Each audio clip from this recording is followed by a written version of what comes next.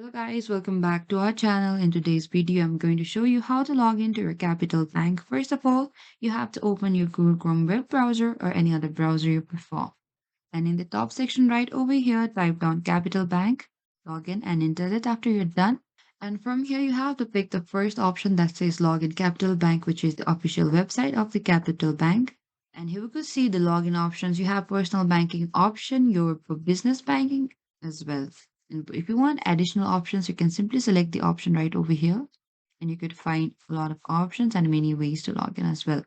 So as I'm going with my personal banking over here, all we need to do is simply type down our username and our password and make sure that you are typing your correct password. And if you have forgotten your password, you can click on this option in order to recover or reset your password. And if you have not signed up for your personal banking or not registered your account yet, you can simply click on this enroll option in order to create an account for your personal banking. And after that, you can simply click on the login option in order to log into your Capital Bank of your personal banking. And the same ways go to the business banking as well. All you need to do is enter your username and your correct password.